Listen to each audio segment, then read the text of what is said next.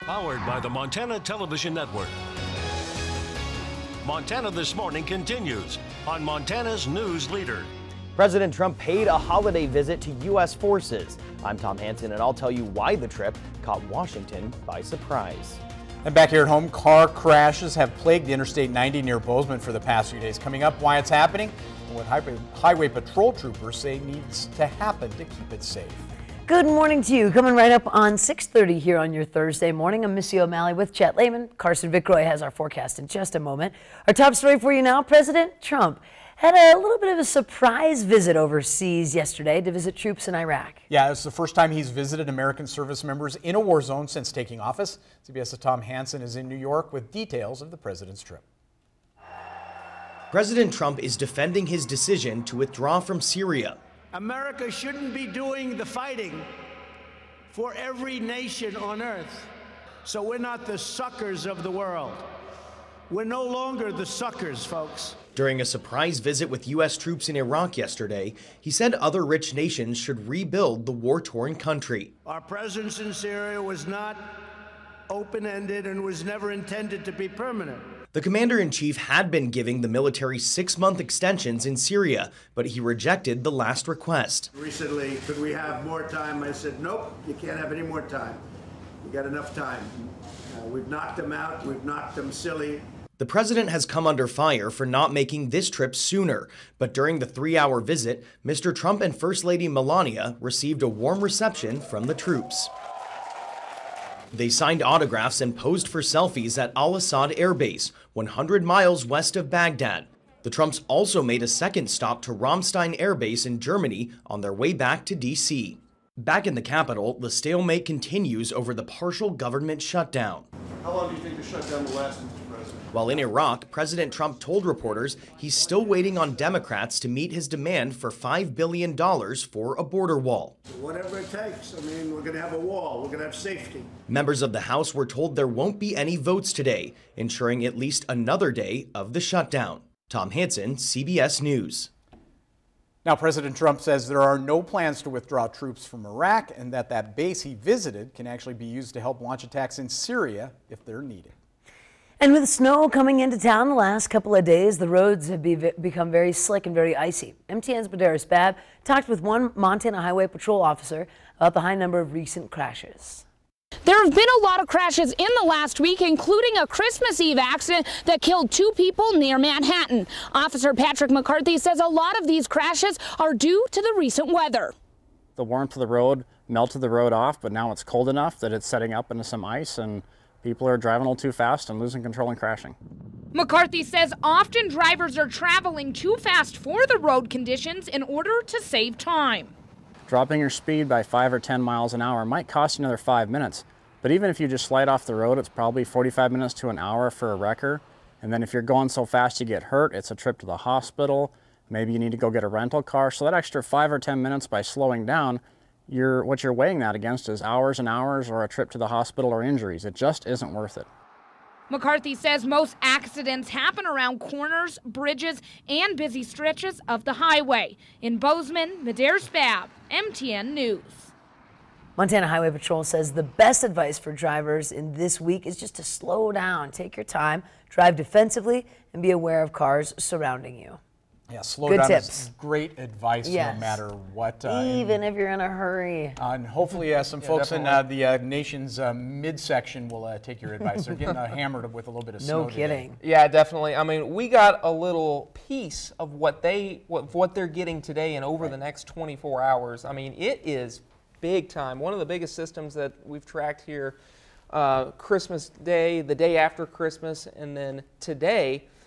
Rain and snow across the Midwest, rain for parts of Missouri, Illinois, while snow is expected, and in high numbers for the Dakotas and Minnesota. And you can see winter weather highlights all over the place. Winter weather advisories, warnings, and blizzard warnings as well out for the Dakotas for several inches of accumulating snowfall. So please be careful if you are traveling in that direction. Temperatures are in the teens and single digits to start out in southwest Montana, and we're seeing a few flurries across our western counties, but nothing like the Midwest is seeing right now. We're not getting any data from our temperature in Butte, but if you look at that picture, you can probably figure out that it's pretty cold out there. Temperatures are in the teens and 20s throughout the day today, topping out in the lower 20s with a few flurries around, not only for Butte, but also for Bozeman after we start out in the teens this morning. We'll highlight your snow chances over the next several days coming up on Montana This Morning. Chet and Missy. Thank you, Carson. Now our top treasure state news for you. A 14-year-old Busby girl is missing and believed to be in danger.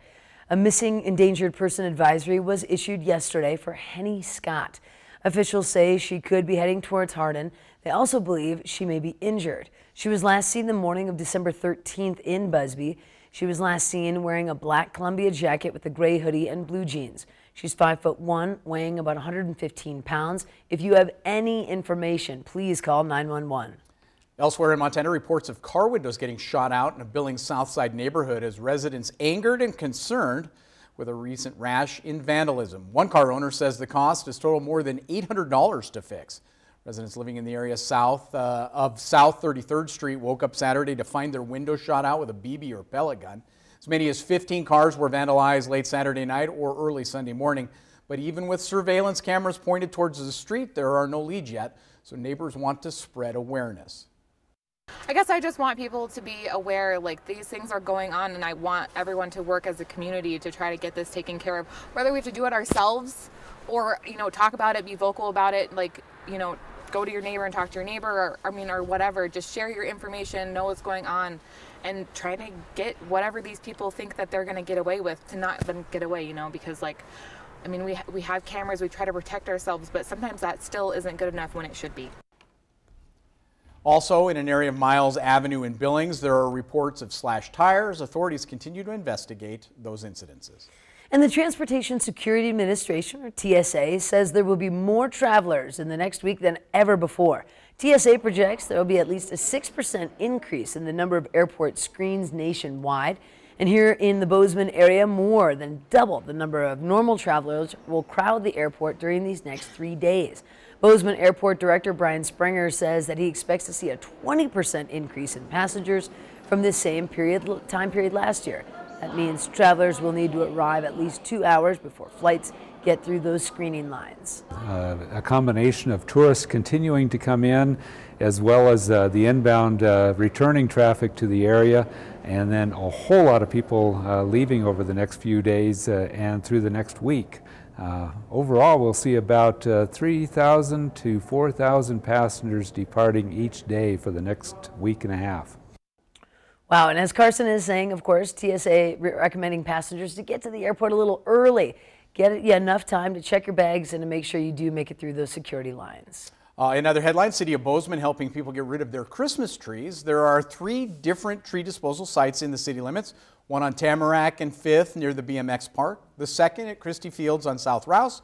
Third site at the softball complex off of Haggerty. City Forester Alex Nordquist says Christmas trees can be dropped off anytime during the day or night.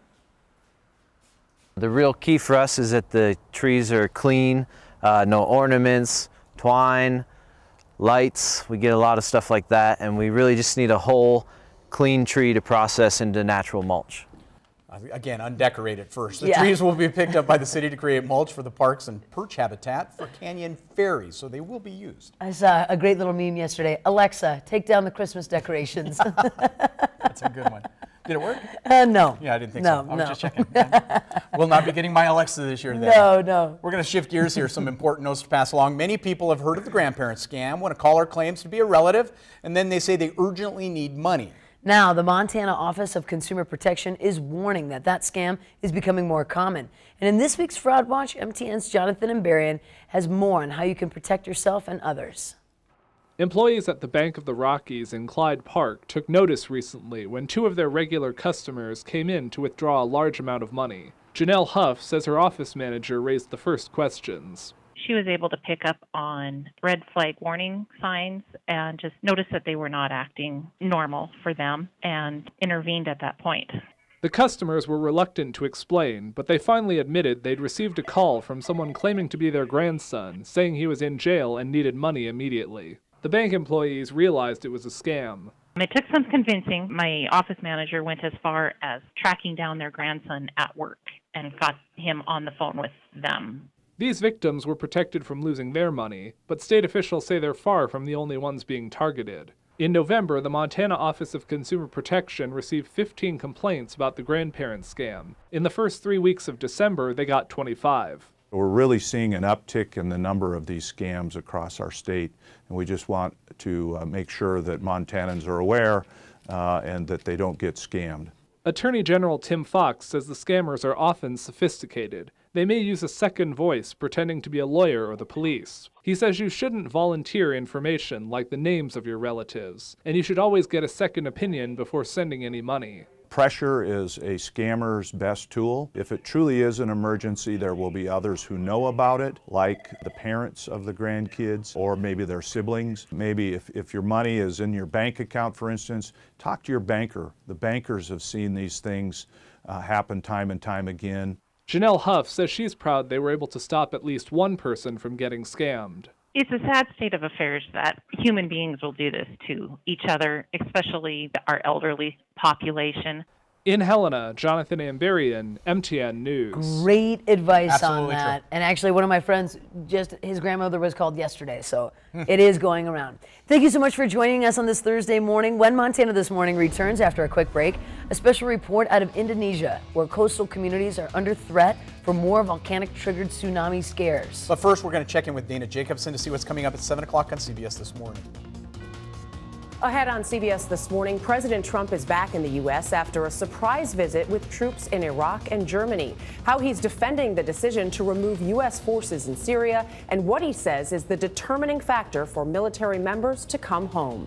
And we'll introduce you to Colin O'Brady, the first person to traverse Antarctica solo and take you on his historic 932-mile journey. It's all coming up at 7. We'll see you then.